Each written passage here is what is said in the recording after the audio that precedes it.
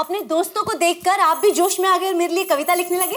अरे तुम्हारे लिए कविताएं लिखने के लिए क्या मुझे दोस्तों की तरफ देखने की जरूरत है? अरे तुम्हारे लिए कविताएं तो कब से लिख रहा हूँ, शादी से पहले से।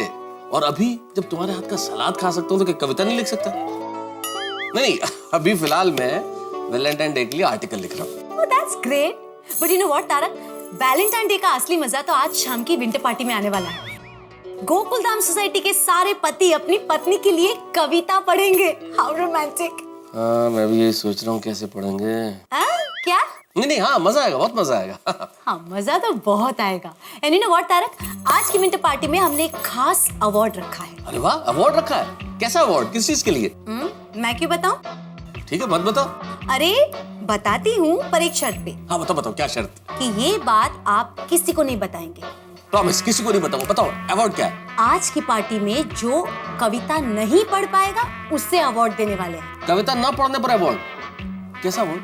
वही तो ट्विस्ट है। जो पति अपनी पत्नी के लिए कविता नहीं लिख पाएगा उसे मिलेगा नंबर 1 दिल तोड़ने वाला अवार्ड। ओहो, लगता है गोकुलधाम के सब मर्दों को अवार्ड मिलने वाला। हे भगवान, प्लीज ये अवार्ड किसी को न मिले, प्लीज। क्या हुआ? क्या सोच रहे हैं आप? नहीं, मैं मेरे दोस्तों के बारे में सोच रहा था। कविताएं लिख रहे हैं ना, तो किस तरह से लिख रहे होंगे, क्या क्या लिख रहे होंगे, कितना परिश्रम कर रहे होंगे, जरा पता कर लेता हूं मैं। कविता लिखना उन लोगों को। हाँ भाई जेठालाल, बोलो, लिखी कि नहीं कविता? कोशिश तो कर रहा हूँ मेहता साहब, लेकिन कविता एक दो लाइन के आगे बढ़ ही नहीं रही है। पता नहीं क्या प्रॉब्लम है। मैं भी बहुत बुरी तरह से फंसा हुआ हूँ मेहता साहब। क्वेश्चन पेपर मेरे सामने है लेकिन आंसर ही नहीं सूझ रहा है। ओए आंसर छोड़, इधर तो कविता की गड्डी टिंग टिंग टिंग टिंग टिंग टिंग टिंग टिंग टिंग और चालू नहीं हो रही है यार। मेहता साहब, आपने जैसा सिखाया है ना वैसा मैं लिखने का कोशिश तो कर रहा हूँ, लेकिन मैंने जो लिखा है ना वो मेरे को किसी भी एंगल से कविता जैसा नहीं लग रहा है। अच्छा, नहीं मेहता साहब, शाम तक कविता लिख पाना बहुत मुश्किल लग रहा है। मुझे मुश्किल नहीं लग रहा है, नामुमकिन लग रहा है। कविता की नब्जी नहीं मिल रही है तो शुरू कैसे करें? कमॉन दोस्तों, कमॉन, ऐसे निराश नहीं होते। लहरों से डरकर नौका पार नहीं होती और कोशिश करने वालों की हार नहीं होती। आप कोशिश करेंगे तो जरूर कामयाब होंगे। करते रहिए कोशिश। ठीक है, और कर भी क्या सकते हैं। सही बात है। ठीक है, कीजिए। Okay okay okay. हाँ, कोशिश चालू है। लहरों से डरकर नौका पर। क्या हुआ मिस्टर मेहता? कहाँ तक पहुंची आपके दोस्तों की कविता? लिख रहे हैं, सारे लोग लिख रहे हैं, कोशिश कर रहे हैं। वेरी गुड तारक, कोशिश तो कर रहे हैं। कोशिश तो कर रहे हैं अंजलि, पर अब पता नहीं कविता लिख पाएंगे कि नहीं लिख पाएंगे। पता नहीं आज शाम की विंटर पार्टी में क्या होगा। क्या होगा? तारक, जो भी होगा वो एकदम धमाकेदार, जबरदस्त और धमाल होगा।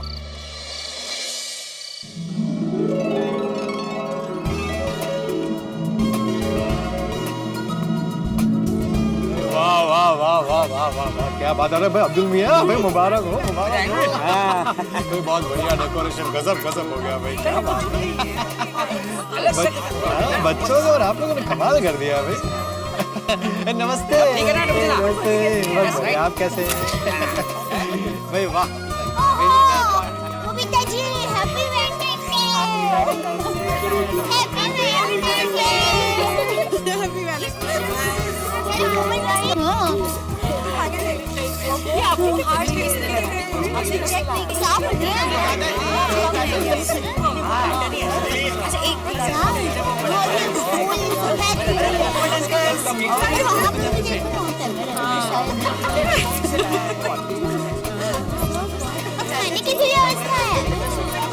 बापू जी, आपको कैसे लगा आज का विंटर पार्टी का आयोजन? अरे बहुत अच्छा लगा बहू, और ऐसी पार्टी का आयोजन हो तभी तो सर्दियों का असली मजा आता है। बिल्कुल। और हाँ, टप्पू से ना अब्दुल, डेकोरेशन भी बहुत अच्छा हुआ है। बहुत बढ़िया, सुपर भाई, बहुत बढ़िया। चाचा जी, डेकोरेशन तो अच्छा होना ही था ना, क्योंकि आज जो होने वाला है वो गोकुलधाम में कभी हुआ ही नहीं। हाँ, पहली बार हमारी सोसाइटी में विंटर पार्टी का आयोजन हुआ है। हाँ, और ऊपर से हम सबके पापा कविता भी पढ़ने वाले हैं। पढ़ने वाले तो है, लेकिन पता नहीं पढ़ेंगे कि नहीं पढ़ेंगे। अरे माधवी भाभी, पढ़ेंगे। टप्पू, तुझे क्या लगता है हम सबके पापा ने कविता लिखी होगी? पता नहीं गोरी, कुछ कह नहीं सकते, मुझे भी थोड़ा डाउटफुल लग रहा है। अरे बच्चों, तुम लोग फिक्र मत करो, वो लोग कविता जरूर पढ़ेंगे। अरे लेकिन ये सब लोग है कहाँ? सोडी, जेठिया, अय्यर, भिंडी मास्टर, कहाँ है सब लोग? महतूस भी कहीं दिख नहीं रहे। चाचा जी वो सब मेरे घर पे तैयार हो रहे हैं, बस अभी आते ही होंगे। बोलो, सब लेडीज तैयार होके आ गई, लेकिन वो लोग तैयार होके नहीं आए अब तक। अरे ऐसा क्या तैयार हो रहे हैं? तो देवी और सज्जनों, आज की इस शाम को रंगीन बनाने के लिए हमारी शाम के चमचमाते सितारे, तालियां! आइए आइए आइए आइए आइए। अरे स्वागत है भाई, स्वागत है। क्या लग रहे? सब लोग लग रहे? पापा मस्त लग रहे हो। पापा सिगरेट लग रहे हो। मेरे तो अभी से पेट में गुड़गुड़ हो रहा है। क्यों, क्या खाया था? अरे वैसे नहीं, टेंशन के मारे। मेरे भी। चिंता मत करो, हिम्मत मर्दा मदद खुदा। तो आइए आज की शाम को खूबसूरत बनाएंगे हमारे ये साथी जिन्होंने अपनी अपनी पत्नी के लिए शानदार कविताएं लिखी है। आइए आइए भाई, आइए आइए। क्या बात है। आओ भाई आओ, चलिए शाबाश। हिम्मत मर्दा मदद खुदा। आइए आइए आइए, स्वागत है, स्वागत है भाई। क्या बात है। दादा जी आइए आ गए हैं। हाँ टप्पू के पापा, आपने कविता लिख ली है ना? हाँ अभी लिखी तो है। आहो, आपने कविता अच्छी लिखी है ना? अब माधवी, वो जब मैं पढ़ूंगा तब पता चलेगा ना कैसे लिखी है। कोशिश तो की है, लेकिन क्या तुम सुनाओगे तो सही ना? हाँ हाँ सुनाएंगे सुनाएंगे। हाँ। अय्यर, तुम इतना हेजिटेट क्यों हो रहे हो? तुमने कविता लिखी तो है ना? हाँ, और रोशन ते कविता लिखी ने? ओए लिखी है सोनिए, और ऐसे सुनाऊंगा कि तू एकदम खुश हो जाएगी। दया भाभी, हम सब जानते हैं वसंत ऋतु का आगमन हो चुका है, और खुशी की बात ये है कि ये गुलाबी गुलाबी ऋतु का फायदा उठाने के लिए गोकुलधाम सोसाइटी में पहली बार विंटर पार्टी का आयोजन हुआ है, और वो भी वैलेंटाइन डे के दिवस पर।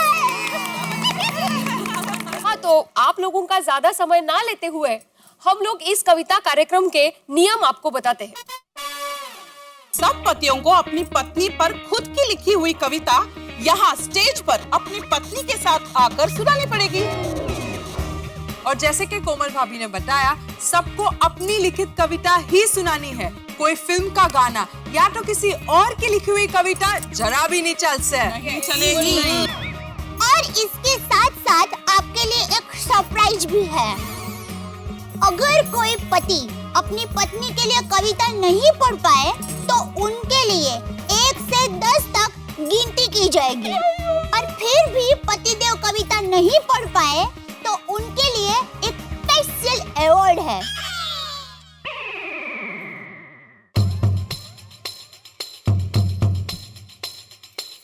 और वो अवार्ड है नंबर 1 दिल तोड़ने वाला अवार्ड।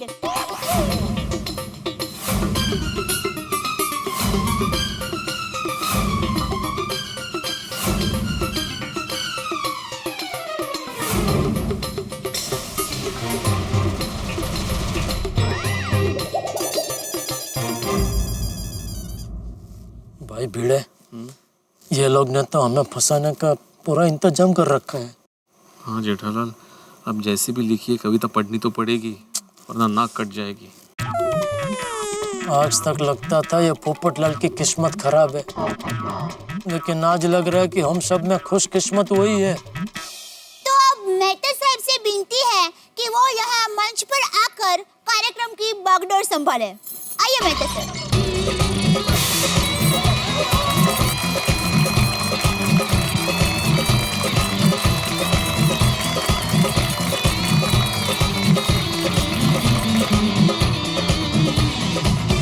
इस खूबसूरत और रंगीन शाम में मैं आप सभी का स्वागत करता हूँ। और थैंक यू जी। साहब भाभी, आपको बहुत बहुत धन्यवाद कि आपने इस शाम को संचालित करने के लिए मुझे आमंत्रित किया। जब शाम की शुरुआत इतनी धमाकेदार है तो सोचिए आगे क्या होगा। जब आगाज इतना खूबसूरत है, जब ये शाम अंजाम तक पहुंचेगी, तब वातावरण में कितने प्यार के रंग खिल चुके होंगे।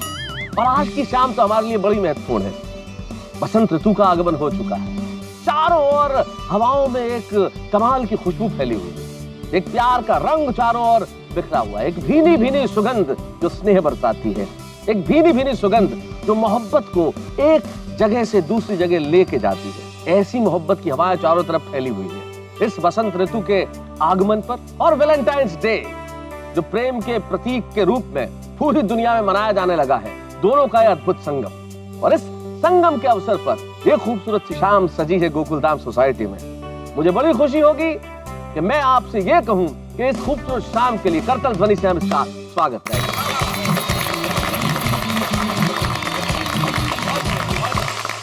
वैलेंटाइंस डे पश्चिम में निश्चित तौर पे प्रेम के प्रतीक के रूप में यह दिन मनाया जाता है, लेकिन हम हिंदुस्तानियों के लिए तो हर दिन, हर पल, हर क्षण 365 दिन प्रेम के प्रतीक।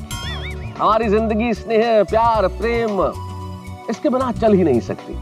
जिंदगी के अंदर मोहब्बत के रंग भरना बड़ा जरूरी होता है दोस्तों। जिंदगी की तस्वीर हमारे संघर्षों से इतनी धूसर हो जाती है कि उसमें जब तक मोहब्बत के रंग न भरे जाएं, तब तक उसे खूबसूरत नहीं बनाया जा सकता। और जब आप मोहब्बत भरी कविताएं लिखते हैं, जब आप ऐसी शेर व शायरी करते हैं जिसमें दिल निकाल के लगते हैं, तो लोग कह उठते हैं, वाह क्या बात है। आज इस शाम के कई मानों में महत्वपूर्ण होने के संकेत मैं आपको दे सकता हूं। सबसे बड़ी चीज तो आज इस मंच पे ऐसे ऐसे लोग कविताएं पढ़ेंगे जिन्होंने जीवन में पहले कभी कविताएं लिखी नहीं, कविताओं से उनका कोई संबंध नहीं रहा। एक व्यापारी, एक वैज्ञानिक, एक शिक्षक, एक पत्रकार, एक डॉक्टर, एक बड़े गैरेज के मालिक, ये तमाम लोग कविताएं सुनाएंगे। सोचिए तो, जिनका कविताओं से कभी कोई नाता नहीं रहा, लेकिन अपनी अपनी पत्नियों के लिए वो प्रेम से पगी कविताएं आज यहाँ इस मंच पे सुनाएंगे। आइए आज के इस कार्यक्रम का हम शुभारंभ करते हैं। एक बार सबसे पहले इन तमाम मेरे दोस्तों के लिए जोरदार तालियां बजाई जाए जो आज के इस कार्यक्रम में कविताएं पढ़ेंगे। और सबसे पहले मैं बुलाना चाहता हूँ, रुकिए मेहता साहब, सबसे पहले आपको अपनी वो प्रेरणा वाली कविता सुनानी पड़ेगी। फ्लैग उसी की वजह से तो ये पूरा प्रोग्राम हो रहा है। और उसी की वजह से हम सब फंसे हैं। क्या बोले? चलिए जब आप इतना आग्रह करते हैं तो उसी कविता का एक अंश मैं सुना देता हूँ। एक अंश आप अंजलि से सुन चुके हैं, एक अंश मैं आपको सुना देता हूँ। तो जैसा कि मैंने आपसे कहा कि ये कविता तुम प्रेरणा हो मेरी, मैंने उस जमाने में अंजलि को देख के लिखी थी। जब मैंने अंजलि को पहली बार देखा था कॉलेज के दिनों में, तो भाव उसी वक्त वाले हैं जब मैं अंजलि से कुछ कहना चाहता था। तुम प्रेरणा हो मेरी, तुम साधना हो मेरी, तुम सामने हो मेरे पर तुम कल्पना हो मेरी। तुम प्रेरणा हो मेरी, तुम साधना हो मेरी, तुम सामने हो मेरे पर तुम कल्पना हो मेरी। तुम अक्षत सी पवित्र, सौंदर्य का रूप चित्र। तुम अक्षत सी पवित्र, सौंदर्य का रूप चित्र। आओ संग तुम्हारे प्रेम की एक बाती बाल दूं। तुम बन जाओ दीप मेरी, मैं आरती का थाल हूं। तुमको तुम्ही से मांग रहा हूं, तुम आराधना हो मेरी, तुम साधना हो मेरी, तुम प्रेरणा हो मेरी। तुम मेरे सामने हो पर तुम कल्पना हो मेरी। मैं बिखर रहा हूं पल पल एक सूखे पात सा। मैं बिखर रहा हूं पल पल एक सूखे पात सा। मेरी हथेली को इंतजार है तुम्हारे हाथ का। मेरी हथेली को इंतजार है तुम्हारे हाथ का। अनगिनत पल ये विरह के अब स्वयं कटते नहीं हैं। अनगिनत पल ये विरह के अब स्वयं कटते नहीं हैं। बादल ये दूरियों के क्यों भला छटते नहीं हैं। मैं बन जाऊंगा आंगन तुम्हारा, तुम अल्पना हो मेरी, तुम ही साधना हो मेरी, तुम प्रेरणा हो मेरी। तुम हो सामने मेरे तो तुम हो कल्पना मेरी। तुम ही हो प्रेरणा मेरी, तुम ही हो प्रेरणा मेरी, तुम ही हो प्रेरणा मेरी।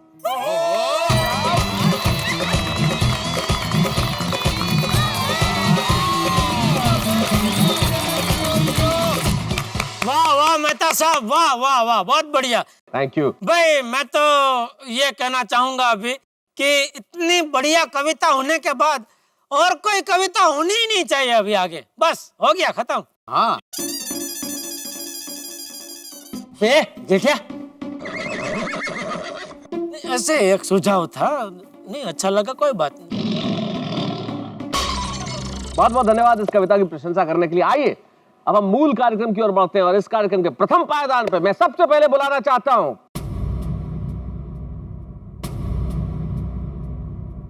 मैं। अरे बैठ जा भाई, डिब्बे बैठ जा, तेरा भी नंबर आएगा। आएगा मैं आएगा। तुझको बोलने ले, बोल मैं तुझ। ओके, बोले बोले। Thank you.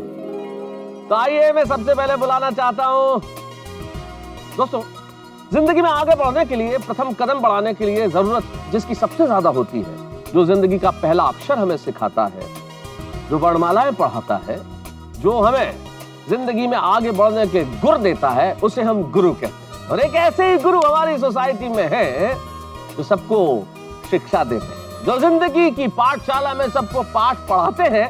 आइए हम सबसे पहले उन्हें बुलाते हैं। आत्माराम तुकाराम भिड़े, आइए।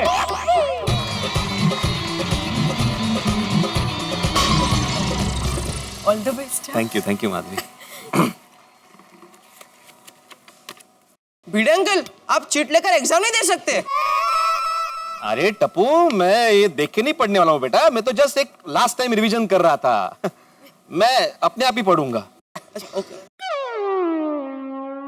तो प्रिय माधवी, शादी के बाद जब से तुम्हारे दिल के स्कूल में मेरा एडमिशन हुआ है, तब से शिक्षक को स्टूडेंट होने का टेंशन हुआ है। तुम्हारे हर टेस्ट में मेरे कम मार्क्स आते हैं, तुम्हारे डर से मेरे ग्रेड कम हो जाते हैं। तुम मुझसे कितना होमवर्क कराती हो, हर गलती पे मुर्गा बनाती हो। तुम्हारी हर बातों में मुझे तुम घुमाती हो गोल गोल, कि मैं खुद भूल जाता हूं अपने घर की भूगोल।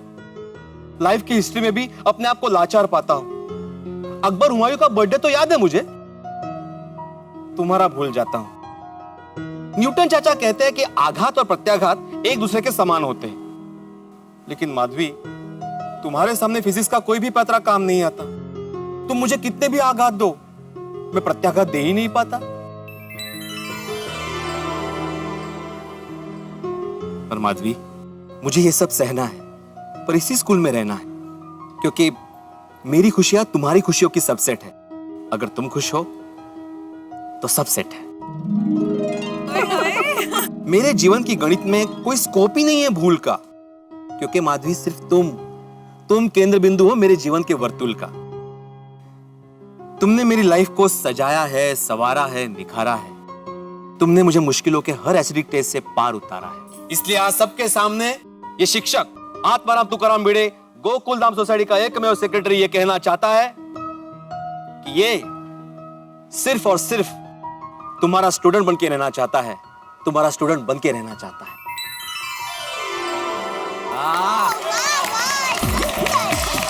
क्या बात है। और छा गया भाई पिड़ो, एकदम फर्स्ट क्लास छा गया। स्टूडेंट बनकर ही रहना पूरी जिंदगी। Very good Atmaram, excellent, good. चलो इसका तो हो गया, छूट गया ये। अच्छी लिखी कविता। बहुत अच्छी लिखी है भाई भिड़े, क्या बात है, कमाल कर दिया। क्या बोलते हैं आप लोग? वाह भिड़े वाह, क्या कविता सुनाई। माधवी, अभी वो आप जो कान खींच रही थी, खींच लेना चाहिए था। आहिया कान नहीं के कोई बात नहीं। अक्सर ऐसा हो जाता है प्रेम की कविताएं सुन के। लेकिन भिड़े, तुमने बहुत बढ़िया कविता लिखी। जो तुम्हारी पीड़ा उभर के सामने आ रही थी कि भाई ये घर का भूगोल भूल जाते हैं और एसिडिक टेस्ट में बड़ी मुश्किल से पास होते हैं और ग्रेड्स कम हो जाते हैं। तो जब तुम कविताएं पढ़ रहे थे तो मुझे लगा कि मुझे ये कहना चाहिए कि अगर अच्छी बीवी न मिले तो हालत बड़ी फटीचर होती है। और एक शिक्षक भी कह रहा है कि बीवी ही सबसे बड़ी टीचर होती है। भाई क्या बात है, बहुत अच्छे। आइए हम आगे चलते हैं, उन्हें बुलाते हैं जिन्हें अगली कविता पढ़नी है। और मैं आ जाऊं, मैं तैयार हूँ। शांति रखना डिब्बे, तेरा नंबर आएगा तब बोलेगा। चाचा जी समझाइए ना जरा। हाँ, वो तो क्या रेडी है ना, इसलिए। तो मैं बुलाना चाहता हूँ